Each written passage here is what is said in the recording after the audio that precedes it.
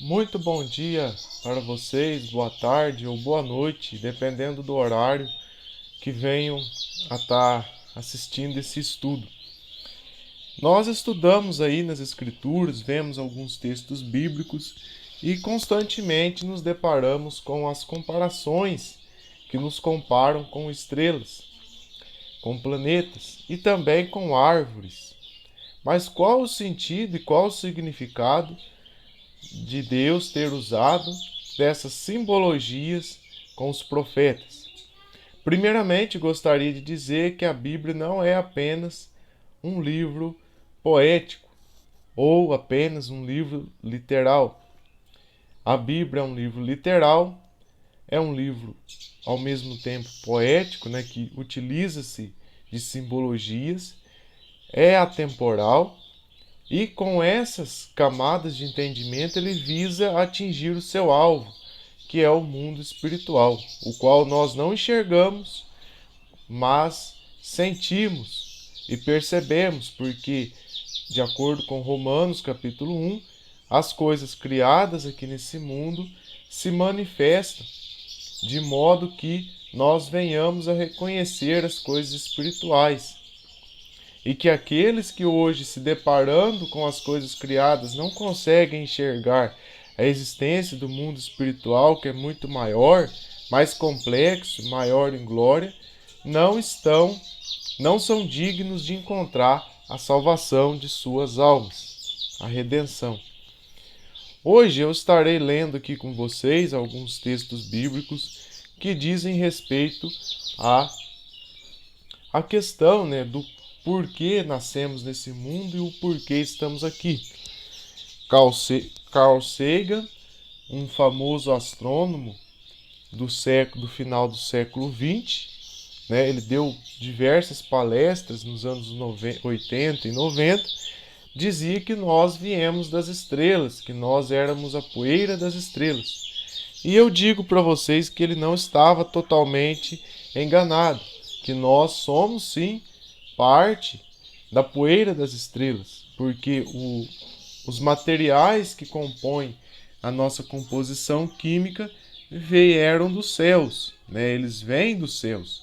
Assim como os astecas, os incas tinham a noção de que o ouro era formado através do suor da lua e do suor do sol, e as lágrimas eram formadas através das lágrimas da lua.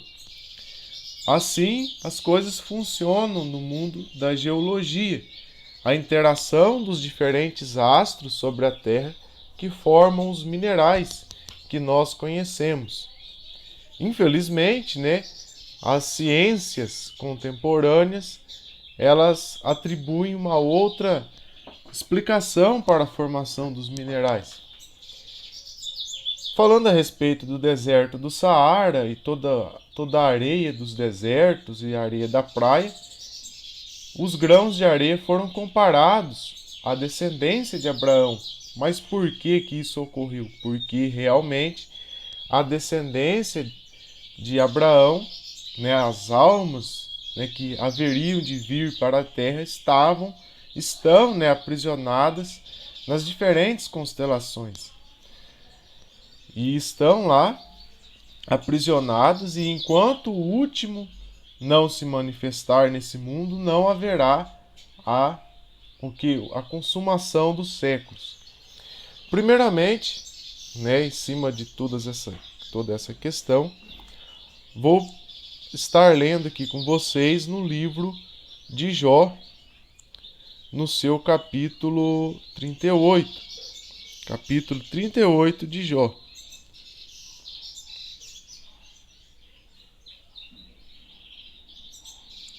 Jó capítulo 38, que diz o seguinte: 38, 7.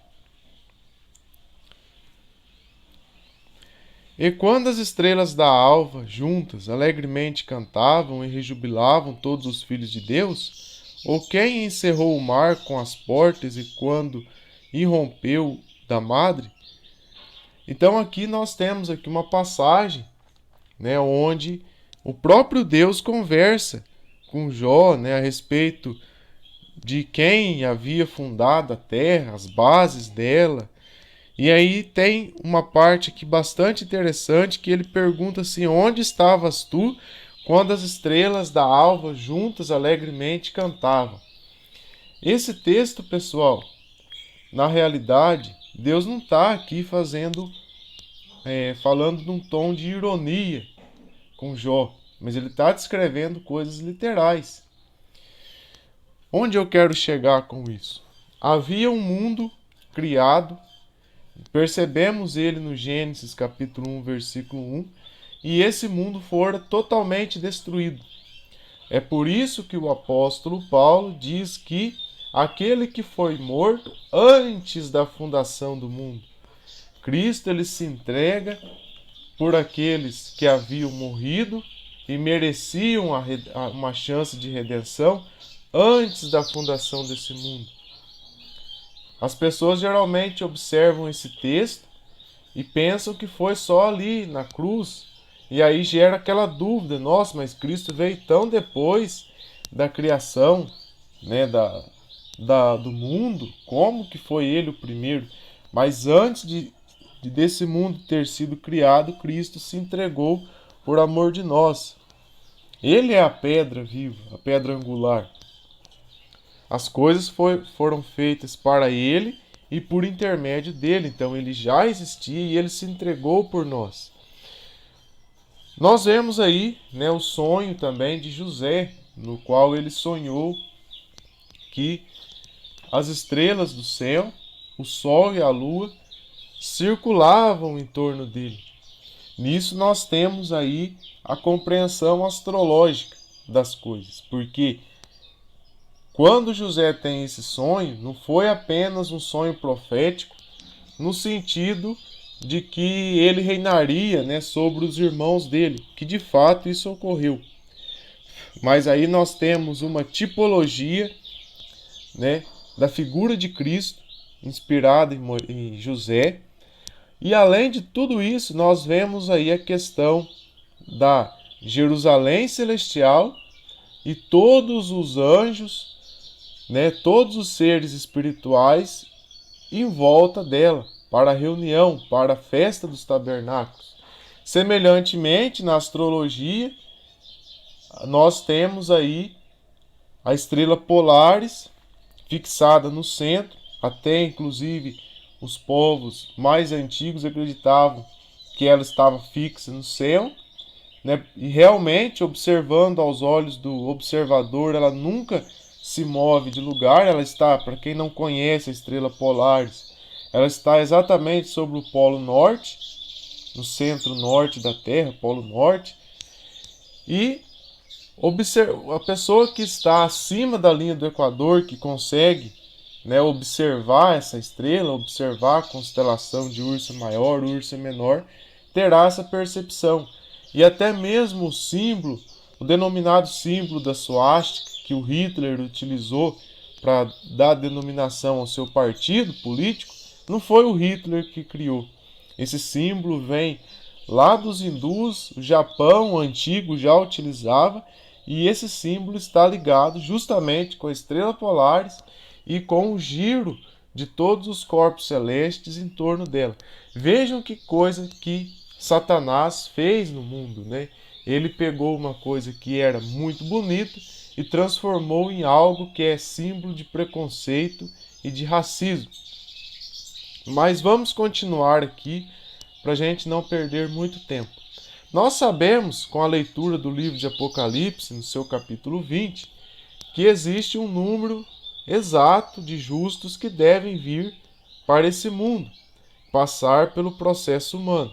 Apocalipse 20, para não ficar só, né, com as minhas palavras aqui, vocês acharem que eu estou inventando coisas. Apocalipse 20, versículo 4. Vi também tronos, e nestes sentaram-se aqueles aos quais foi dada a autoridade de julgar. Vi ainda as almas dos decapitados por causa do testemunho de Jesus, bem como por causa da palavra de Deus, tantos quantos não adoraram a besta, nem tampouco sua imagem, e não receberam a marca na fronte e na mão, e vieram e reinaram com Cristo durante 1000 anos. Então, pessoal, nós vemos aqui, né, essa passagem que vai falar a respeito, né, daqueles que estão aqui. Anterior, aqui, ó. Um pouco antes desse texto aqui que eu li, vai ter uma citação muito importante que fala a respeito, né, ela descreve a respeito dos justos, né, que morreram, né, em amor ao Evangelho. Vocês podem procurar aí com mais calma. Vai descrever aí os justos que morreram por amor ao Evangelho, certo? E que eles estavam clamando por justiça, porém o anjo que estava revelando para João disse para ele que enquanto não se completassem os números daqueles que haveriam de nascer, não haveria, né, o juízo final sobre a terra. Entenderam? Então, enquanto não derem esses números, e só o Pai sabe o número de almas que devem vir, isso não ocorrerá. Agora vamos ler aqui no Apocalipse de Baruque. Apocalipse de Baruque é um livro apócrifo, pessoal, mas que também tem muita coisa interessante. No Apocalipse de Baruque, capítulo 22, versículo 1. Apocalipse de Baruque, capítulo 22, versículo 1.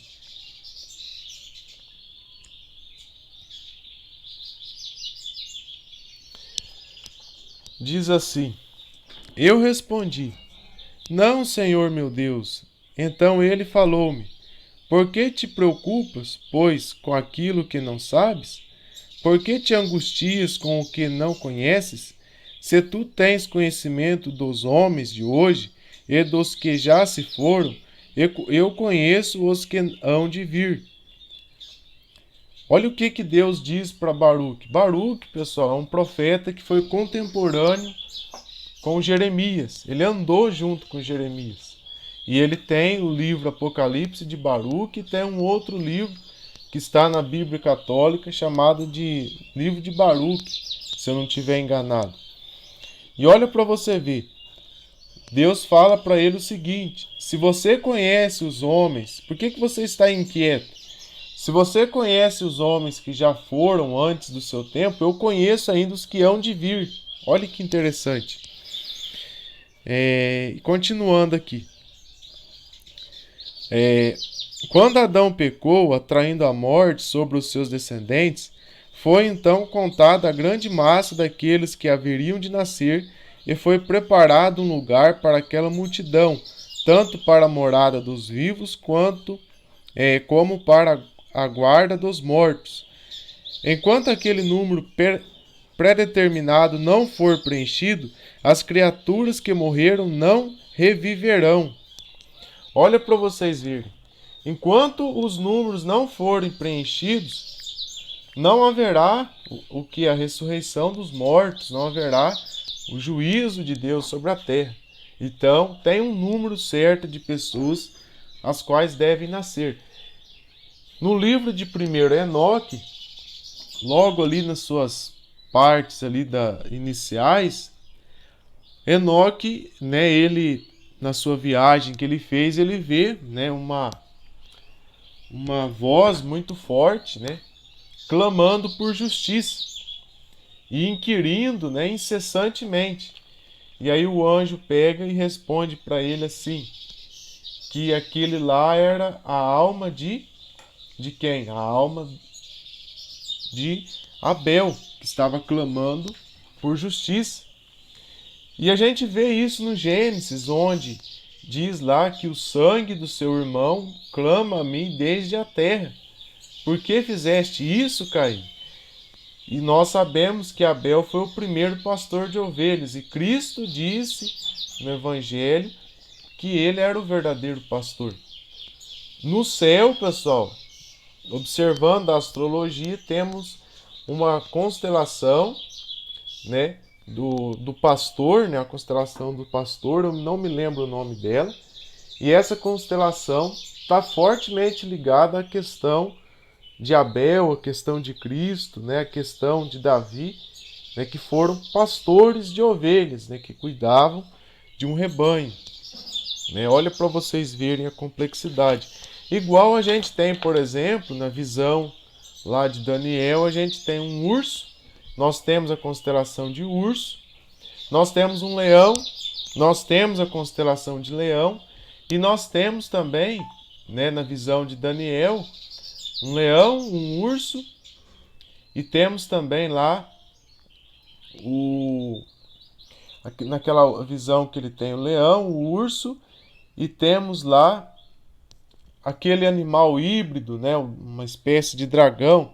Também temos a constelação aí desse animal, certo? Vamos continuar aqui. Nós entendemos, né, através, né, da compreensão das Escrituras, no livro de João, capítulo 15, versículo 1.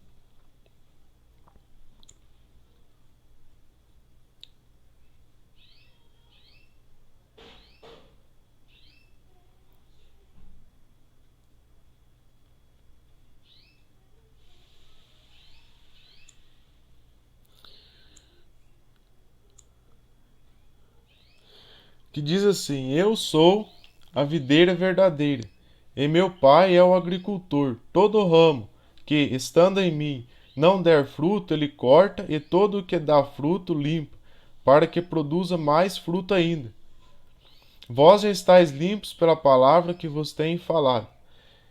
Permanecei em mim, e eu permanecerei em vós. Como não pode o ramo produzir fruto em si mesmo, se não permanecer na videira, assim nem vós o podeis dar, se não permanecerdes em mim. As pessoas costumam, né? O que? O que as pessoas costumam a fazer? As pessoas costumam a pegar, por exemplo, o texto de Gênesis e observar lá, né, que tinham lá as duas árvores, a árvore da vida e a árvore do conhecimento do bem e do mal. E aí Adão e Eva comeram, né, do fruto proibido. As pessoas, elas olham apenas o sentido literal, simplista da coisa, dos acontecimentos.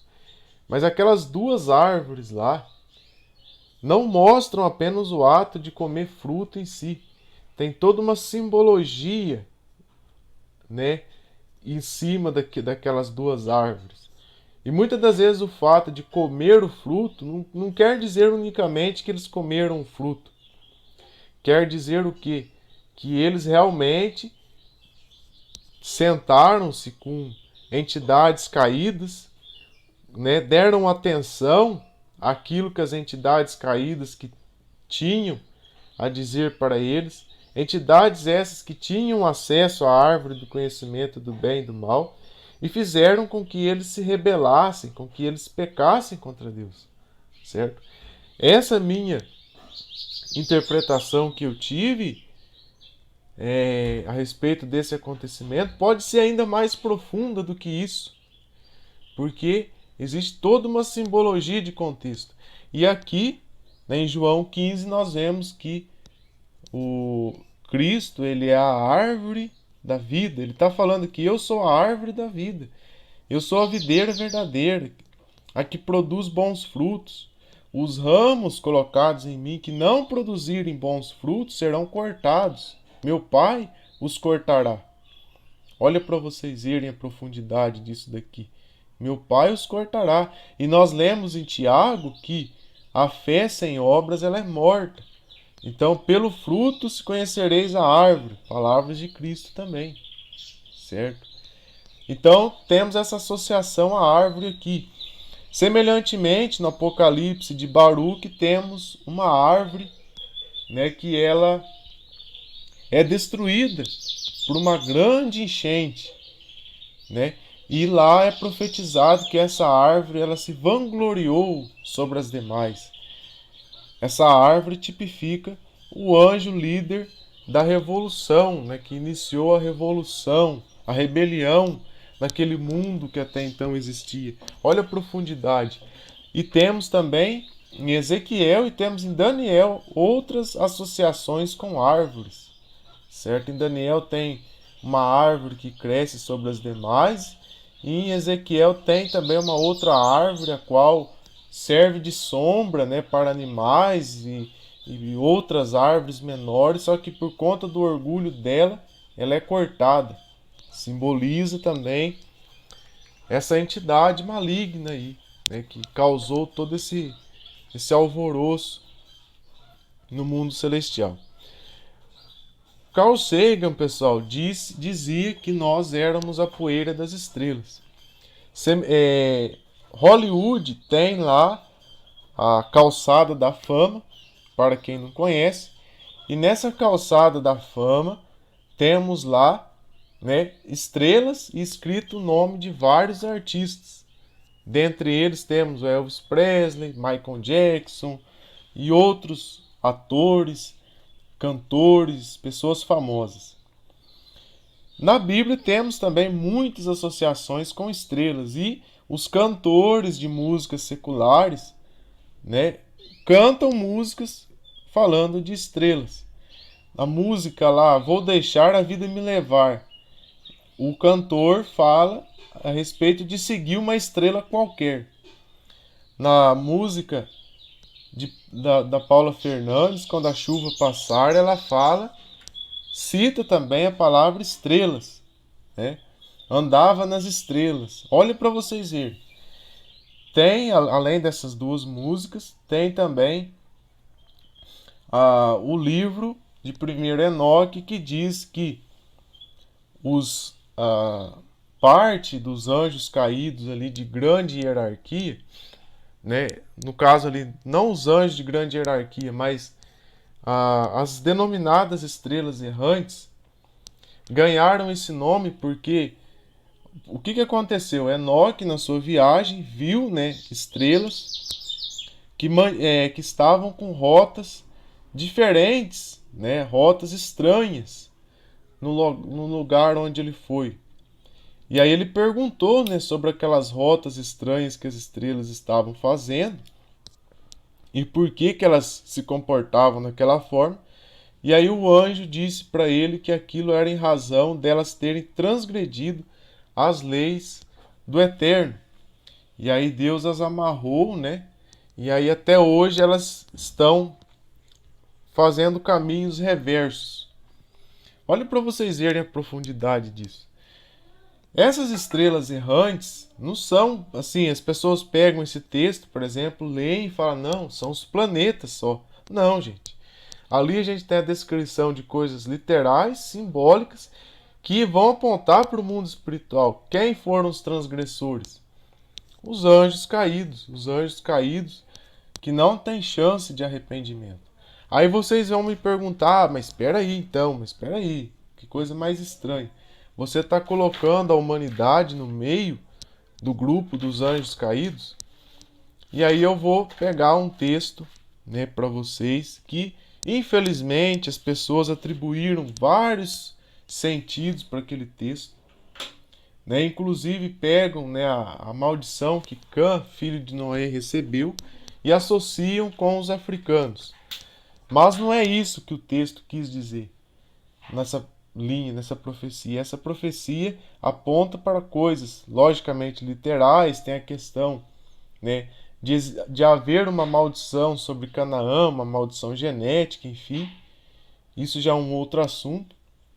Mas o principal ali, o que está ali registrado, né, o principal de tudo é o fato do que? Porque diz assim Noé, habite Jafé, bendito seja Sem, certo? E habite Jafé nas tendas de Sem. E maldito seja Canaã. Maldito seja Canaã. Olha para vocês verem. O que o texto está querendo mostrar ali? O texto está mostrando ali o quê? Que o mundo, a descrição do mundo espiritual. Nós temos os semitas. Quem são os semitas? Representando aqui simbolicamente agora. São os heróis da fé, certo?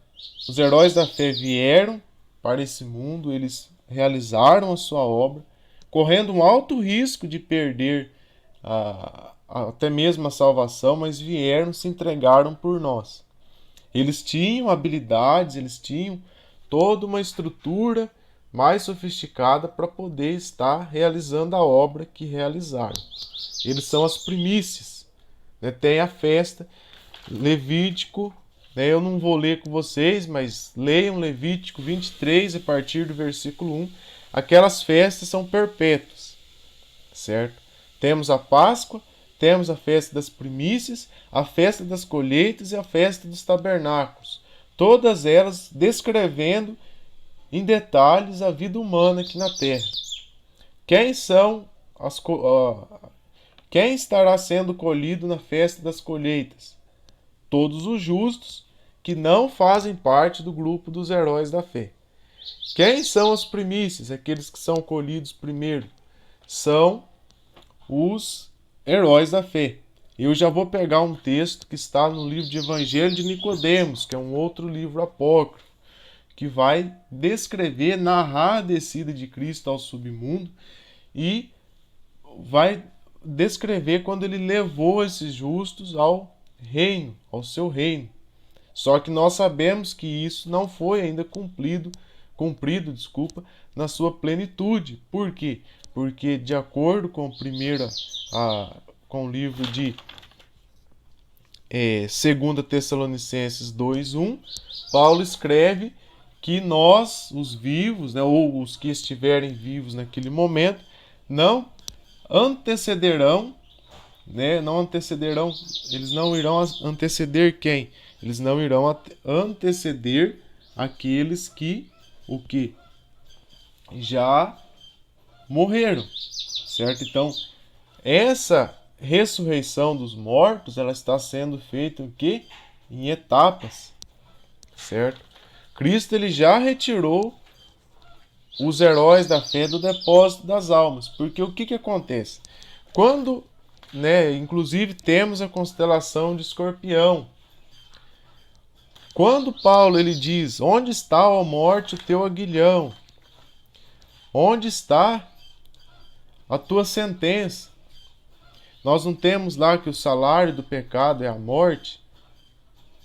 Quando, naquele mundo antigo em que Deus criou, né, os 10 mandamentos,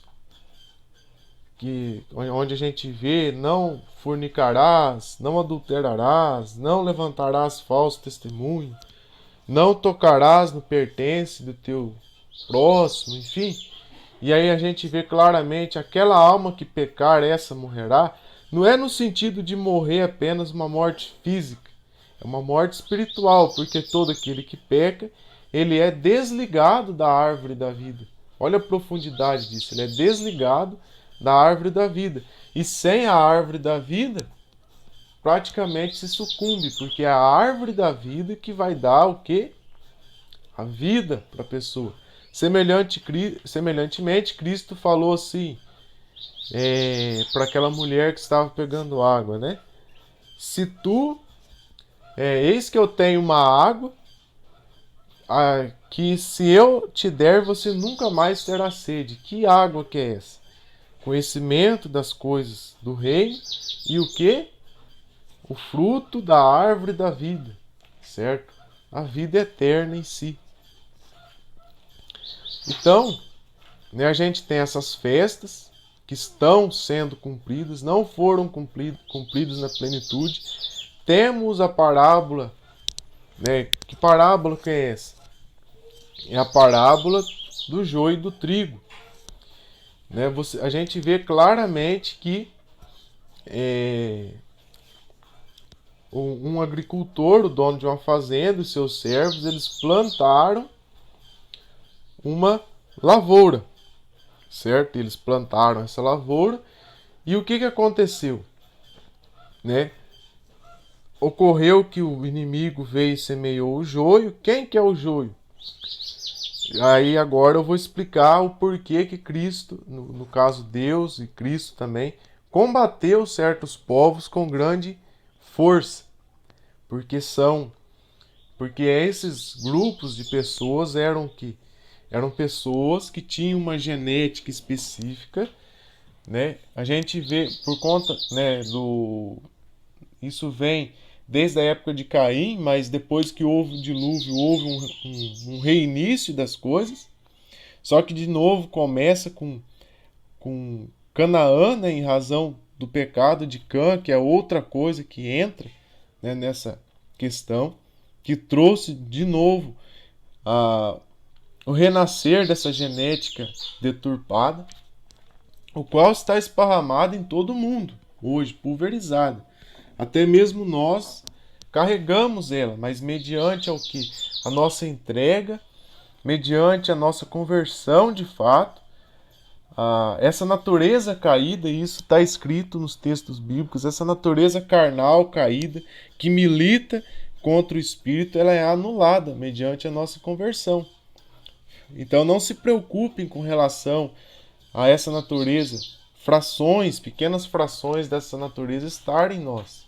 Mas ela vem dessa época aí, né, dessa corrupção do gênero humano que começa com Caim, aí as coisas entram num nível muito alto de contaminação, é necessário ter um restart e depois elas começam de novo, recomeçam lá de novo com Canaã. Por isso a maldição sobre ele. Mas vamos lá, vamos continuar. Então nós temos aí, né, habite Jafé. Quem é Jafé aí nesse texto? Digamos aí, a tribo de Jafé são todos aqueles que não fazem parte do grupo dos heróis na fé, certo? E é pedido para que eles habitem nas tendas de Sem e não nas tendas de Cã. Porque se habitarem nas tendas de Cã, né, obviamente serão o quê? Cairão no desvio, desviarão do caminho e não alcançarão a redenção. Eu vou ler com vocês uma passagem, né, tem o livro de Justos, no capítulo 6, né, que vai mostrar aí essa questão do evangelho escrito nas estrelas. Eu fiz várias citações, né, a essa questão. E no livro dos Justos, né, está escrito o seguinte, conta a história ali do nascimento de Abraão. Eu vou pegar aqui e vou ler para vocês. E foi na noite que Abraão nasceu, que todos os servos de Tera e todos os homens sábios de Nimrod, seus mágicos, vieram e comeram e beberam na casa de Tera. E eles regozijaram-se com ele naquela noite. E todos os homens sábios e mágicos saíram da casa de Tera, levantaram seus olhos para o céu à noite para olhar as estrelas, e viram uma grande estrela que veio do leste, e correu nos céus, e ela engoliu as 4 estrelas dos 4 lados do céu. E todos os sábios do rei e seus mágicos foram surpreendidos com a visão, e os sábios entendiam este assunto, e eles sabiam que sua importância. E disseram uns aos outros: isso só significa que o filho que nasceu à terra nesta noite, que vai crescer e ser frutífero, e multiplicar, e possuir toda a terra, ele e seus filhos para sempre, e ele e sua semente matarão grandes reis e herdarão suas terras. Olha que profundo. Então nós vemos aqui, pessoal, um sinal no céu. Semelhantemente, quando Cristo nasceu e houve toda uma configuração no céu, no qual aqueles reis magos viram e entenderam que era o nascimento do rei, que inclusive havia sido, logicamente, Daniel deixou isso registrado e outros profetas também tenham deixado registrado, por isso eles sabiam. Semelhantemente, quando Abraão nasceu, houve uma configuração de estrelas no céu específicas. Uma estrela apareceu, né? O Tera, né, era um funcionário público de alto escalão, ele deu uma festa quando Abraão nasceu. E o que aconteceu ali? Né? Aquela estrela que apareceu no céu, ela devorou 4 grandes estrelas. E aqueles magos sabiam que aquilo se tratava do quê? Era uma profecia que anunciava que a descendência de Abraão haveria de dominar toda a terra e destruir reis e mais reis. Aí, de novo, as pessoas infelizmente vão entender só na questão física, só na questão desse mundo. Não. Essa questão é o quê? Tem a ver com aquela pedra que bate nos pés da estátua da visão de Daniel. O que vai acontecer? Na consumação dos séculos, isso já vem ocorrendo, tá? Por exemplo, o Império Babilônico caiu, o Império Medo-Persa caiu, o Império Romano caiu, né? Inclusive, o que determinou a queda do Império Romano foram problemas econômicos causados principalmente por problemas climáticos. A terra deixou de produzir alimentos. Por isso que temos a invasão dos germânicos, né, na Itália e mais ao sul da Europa. Depois, no século V, tivemos a pandemia de Justiniano, uma doença que matou milhões de pessoas, certo? A invasão dos germânicos era em razão do frio intenso, né, nas regiões mais ao norte da Europa. Então nós já temos visto isso, né? O Egito mesmo, Moisés como descendente de Abraão, né? Os males que ocorreram sobre o Egito, né? Queda de pedras, infestação de rãs, a água virando sangue, tudo isso causou prejuízo à agricultura e superinflação que elevou o preço dos alimentos, certo? E causou doenças, né, no povo egípcio. Então nós vimos isso, né, no decorrer da história, né?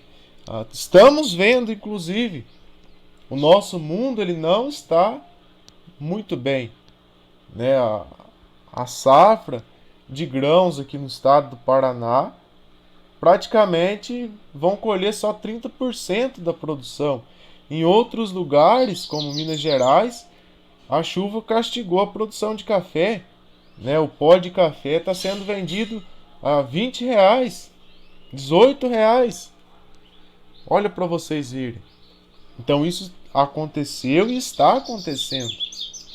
Né? Temos aí, né, antes da peste negra, né, problemas climáticos que acometeram a Ásia e a Europa. Esses problemas climáticos diminuíram, né, no século XIII a produção de alimentos. Com isso veio o quê? A desnutrição, né? As pessoas não conseguiam comprar a quantidade de alimentos básicos para sobreviver, né, por conta da inflação. E depois dela, né, invasões, né, sobre o Império Mongol e também doenças, mortes. Vemos aí a operação dos 4 cavalos do Apocalipse. Olha aí a situação. E de novo essa mesma situação acontecendo com o mundo. Os 4 cavalos do Apocalipse estão aí. Estamos nessa pandemia de Covid, né? Grave doença. E agora essa guerra, com possibilidade, né, do que pode acontecer com essa guerra entre a Ucrânia e a Rússia, de se tornar numa terceira guerra mundial. Então olha para vocês verem a complexidade.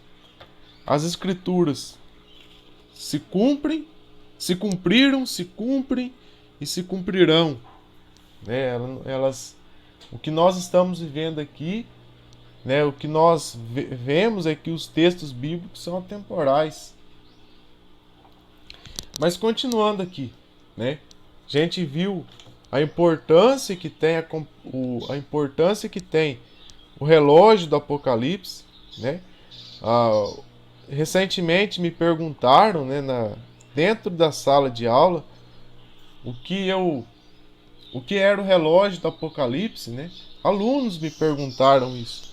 E eu respondi para eles que o relógio do Apocalipse eram as estrelas e as constelações. Porque, de acordo com a compreensão dos povos antigos, as estrelas, né? Principalmente os povos antigos, os antigos hebreus. As estrelas, a lua, o sol, eles marcavam o tempo. Inclusive citei que o calendário hebraico, o calendário bíblico, a passagem de um mês para o outro se dava de uma lua nova a outra. E também vemos isso, né, onde Deus ele advertiu Moisés, né, e Moisés escreveu isso, que os israelitas não poderiam estar adorando, né, os corpos celestes, porque havia muito naquele tempo a questão do culto aos corpos celestes, mas que eles foram feitos para sinais, para a marcação dos tempos, estações e inclusive o cumprimento das coisas. Então, as constelações hoje, né, ainda hoje, tá, pessoal? As estrelas, a lua, o sol e os planetas, eles marcam estações, eles marcam eventos. Vemos isso, né, no Apocalipse, né? Vemos isso, né, na compreensão correta das Escrituras. De tanto que quando massacravam, né, os antigos, as pessoas, né, todos aqueles que morreram no passado por conta da fé que carregavam, quando eles eram massacrados, né, alguns deles diziam: olha, vocês podem queimar os nossos livros, vocês podem nos matar a fim de que o nosso testemunho não fique perturbando vocês. Porém, no céu, o céu que vocês estão observando, está escrito tudo isso que nós estamos falando. Então não adianta nos eliminar. Então nós vemos aí o quão profundo são as coisas de Deus. Vou ler aqui com vocês o Evangelho de Nicodemos. Evangelho de Nicodemos, capítulo de número 37, que diz assim. Só um momento, tá, pessoal? Já estou encerrando essa ministração aqui. Evangelho de Nicodemos 31, capítulo 37, versículo 1.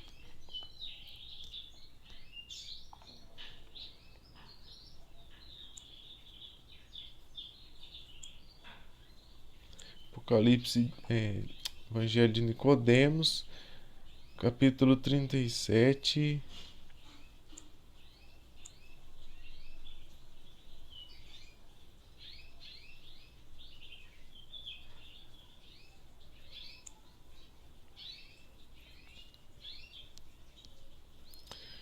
Diz assim: o Evangelho de Nicodemos é um livro apócrifo, livro escondido, tá, pessoal? A palavra apócrifo significa escondido. Eles esconderam muitos livros de nós. Eles mexeram sim nas escrituras, certo? Dificultando o entendimento. É muita inocência pensar que eles não fizeram isso. Mas felizmente, né, mesmo eles tendo mexido, eles tendo tentado esconder, desaparecer com as coisas, ainda nós temos acesso e, mediante um esforço maior, conseguimos entender as coisas que estão acontecendo no mundo. Capítulo 37, versículo 1 do livro Evangelho de Nicodemos. E no mesmo instante o inferno pôs-se a tremer, e as portas da morte, bem como as fechaduras, deceparam-se, e os ferrolhos do inferno romperam-se e caíram ao chão, deixando todas as coisas a descoberto. Satanás permaneceu no meio em pé, confuso e prostrado, com os pés presos por grilhões. E eis que o Senhor Jesus Cristo entrou rodeado de uma claridade sublime, manso, grande e humilde, levando em suas mãos uma corrente. Com ela amarrou o pescoço de Satanás, e depois de novamente unir suas mãos às cordas, arremessou-o ao Tártaro, e pôs seu santo pé em sua garganta, dizendo: fizeste muitas coisas, mas no decorrer dos séculos não deste nenhum descanso. Hoje entrego-te ao fogo eterno. E chamando novamente o inferno, disse-lhe com autoridade: toma este amaldiçoado e perverso Satanás, e mantém-no sob tua custódia, até o dia que eu determinar. O inferno aceitou-o e ambos precipitaram-se no profundo do abismo. Então nosso Senhor Jesus Cristo, Salvador de todos, piedosíssimo e muito suave, saudando novamente Adão, dizia-lhe com bondade: A paz esteja contigo, Adão, na companhia de teus filhos por todos os séculos dos séculos. Amém. E o pai Adão prostrou-se então aos pés do Senhor e, levantando-se, beijou suas mãos e derramou abundantes lágrimas, dizendo: Eis as mãos que me criaram, elas dão testemunho a todos. Depois dirigiu-se ao Senhor, dizendo: Vieste, ó Rei da Glória, para livrar os homens e integrá-los ao teu reino eterno. E nossa mãe Eva caiu de maneira semelhante aos pés do Senhor, e levantando-se novamente, beijou suas mãos e derramou abundantes lágrimas, enquanto dizia: Eis as mãos que me criaram, elas dão testemunho a todos. Então todos os santos o adoraram e disseram aos brados: Bendito o que vem em nome do Senhor, o Senhor Deus iluminou-nos. Assim seja por todos os séculos. Aleluia por todos os séculos. Louvor, honra, virtude, glória, porque vieste do alto para visitar-nos.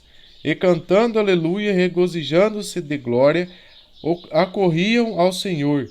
Então o Salvador perscrutou a sua volta e mordeu o inferno, e com a sua mesma rapidez com que havia arremessado uma parte às profundezas do Tártaro, e outra subiu consigo aos céus. Então os santos de Deus rogaram ao Senhor que deixasse nos infernos o sinal da Santa Cruz, sinal de vitória, para que seus perversos ministros não conseguissem reter nenhum culpado que tivesse sido absolvido pelo Senhor.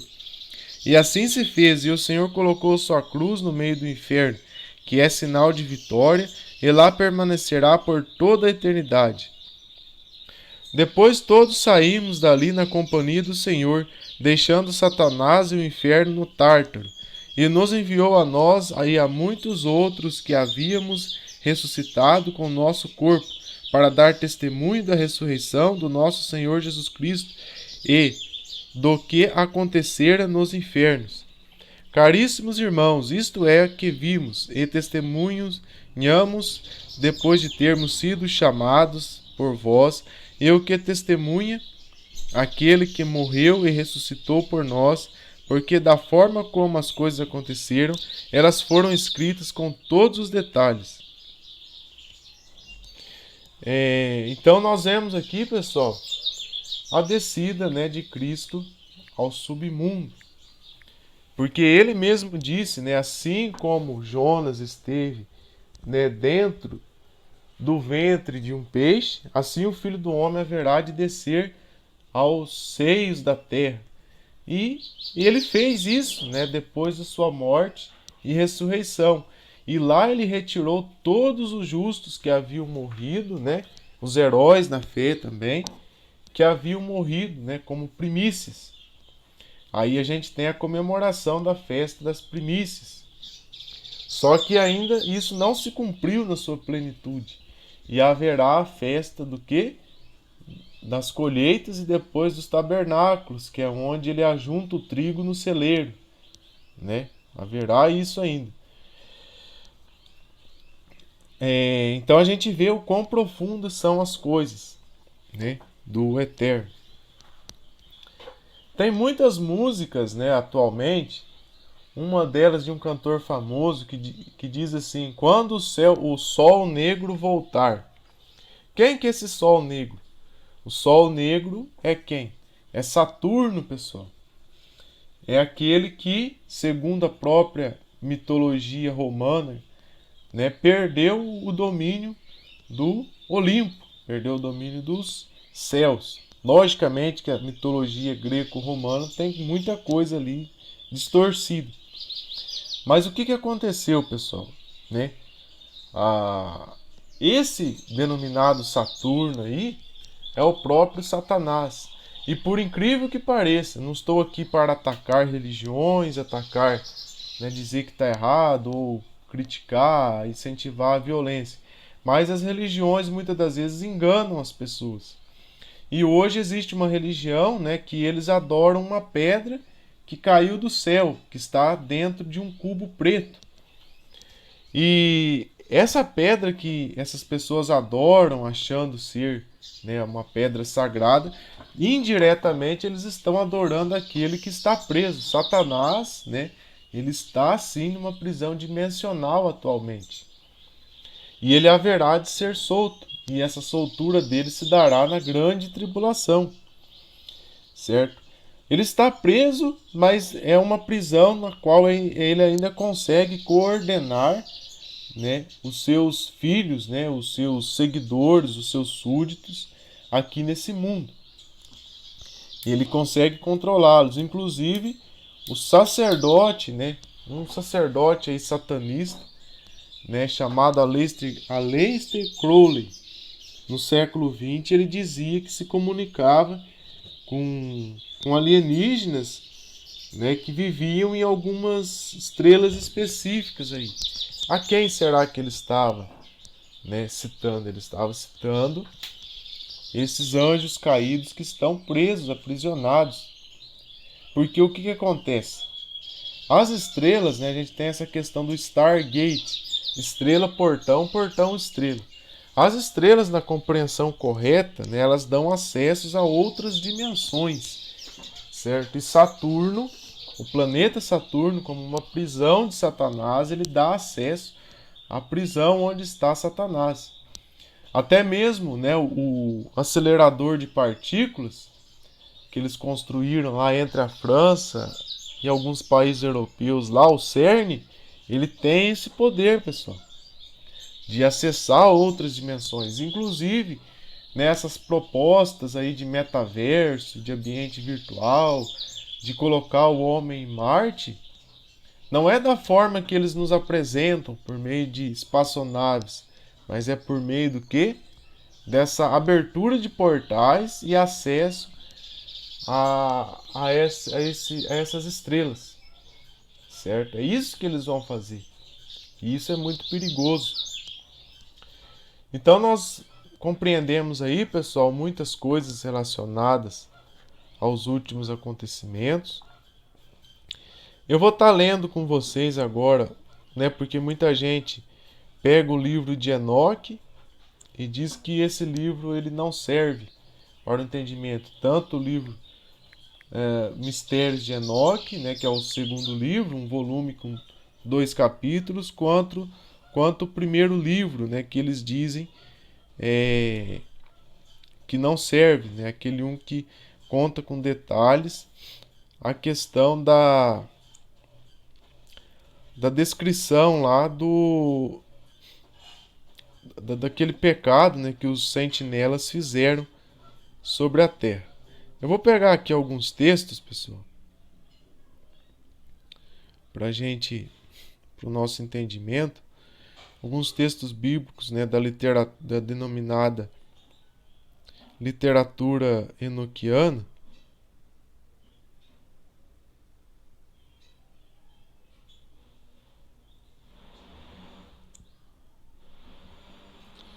Eu vou pegar aqui.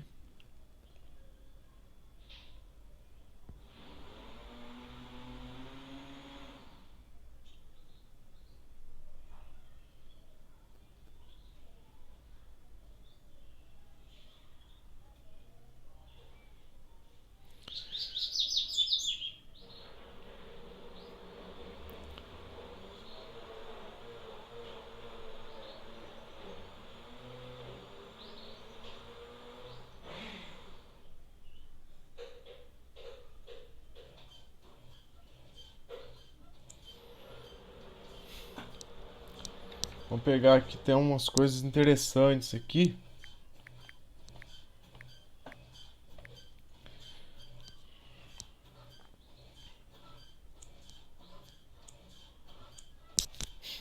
A internet às vezes não ajuda muito.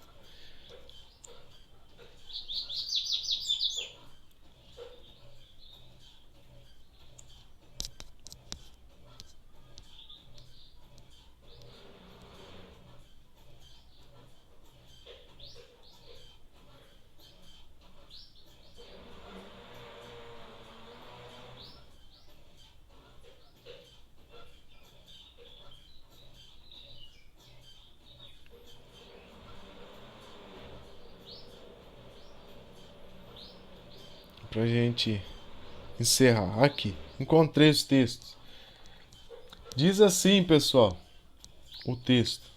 Olha para você ver a profundidade das coisas que Enoque viu. Livro de 2 Enoque, capítulo 42. Eu vi os guardiões das chaves e os guardas dos portões do inferno, como grandes serpentes, e suas faces como luzeiros, apagados e seus olhos como fogo, seus dentes afiados. Olha aqui para vocês verem, né?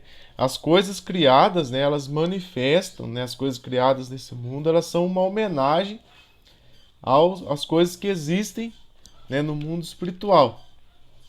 E aqui nós vemos uma semelhança, né, entre anjos caídos, certo? E répteis. Mas vamos continuar, porque nós temos lá dragões na Bíblia, em Apocalipse, o dragão que peleja contra Miguel. Nós temos a serpente lá no Éden. Vamos continuar. 1 Enoque 15:10 é o outro livro de Enoque, tá? E eles causarão lamentação, nenhuma comida eles comerão, e terão sede. Eles se esconderão e não se levantarão contra os filhos dos homens e contra as mulheres, pois eles virão duramente os dias da matança e da destruição. Então aqui está falando da destruição deles, dia da matança deles, né? Que eles não irão mais se levantar contra a raça humana. Naqueles dias, agora 1 Enoque 51. Naqueles dias a terra entregará de seu ventre e o inferno entregará de si aqueles a quem recebeu, e a destruição restaurará aqueles quem ela deve. Olha para vocês verem. Por que que aqui confirma o porquê que as festas não se cumpriram na sua plenitude, elas estão se cumprindo. E a descida de Cristo ao submundo, a qual tirou vários heróis da fé, ainda não se cumpriu na sua plenitude. Porque isso aqui confirma o que está escrito em primeira que eu li hoje aqui, né, o livro lá de Tessalonicenses, 2 Tessalonicenses 2:1, que fala sobre a ressurreição dos mortos. Então está se cumprindo, mas não se cumpriu na sua plenitude. Ah lá, continuando. 1 Enoque 68:1. Depois deste julgamento, eles estarão assombrados e irritados, pois serão exibidos aos habitantes da terra. O julgamento, né, dos anjos, né, onde foi colocado, onde eu li em Apocalipse 20, um pouco mais ali posterior da onde eu li, a gente tem lá o julgamento, né, dos anjos. Não é isso que Judas escreveu? Né, que haverá um julgamento para todos os anjos. Vemos na visão de Enoque, né, aqui está um comentário do autor, né, que fala sobre descreve aí a visão, cita a visão de Enoque, né, e ele vai falar o seguinte: vemos na visão de Enoque, em seu segundo livro, onde ele diz ter visto seres em forma de serpente. Seriam os reptilianos que são conhecidos nos dias de hoje? Então nós temos, pessoal, eu não vou trazer isso aqui agora, mas nós temos aí, né, uma descrição a respeito desses seres, né, nas mitologias, né, de que eles se assemelhavam a répteis e outros animais, né, os Anunnaki. Mas eu não vou estar me aprofundando nessa temática, certo? O autor que fez esse comentário aqui, ele quis, né, falar a respeito, né, dos reptilianos. Mas o foco central aqui de hoje é sobre a ressurreição dos mortos. Então nós vimos aí o cumprimento, pessoal, das coisas do eterno. Bom, eu agradeço a todos pela carinhosa atenção que tiveram, né, nessa ministração. Falar das coisas de Deus é algo muito grande, muito complexo. Eu fiquei aqui 1 hora e citei vários textos bíblicos, e não consegui citar ainda da forma que queria, ficou muito extenso. Mas agradeço a todos, né, pela atenção. E vamos aí continuar estudando os textos bíblicos, porque, nossa, é difícil estar descrevendo tudo. É difícil estar falando de tudo aqui. Que Deus vos abençoe. Ah, e uma outra coisa que eu gostaria de dizer é, eu respeito todas as visões, todas as ideias com relação aos textos bíblicos. Isso que eu apresentei para vocês é passível de crítica, sim, certo? Eu posso ainda rever os meus conceitos, com humildade, é claro. E, bom, é isso, pessoal. Que Deus vos abençoe e tenham aí um ótimo final de semana.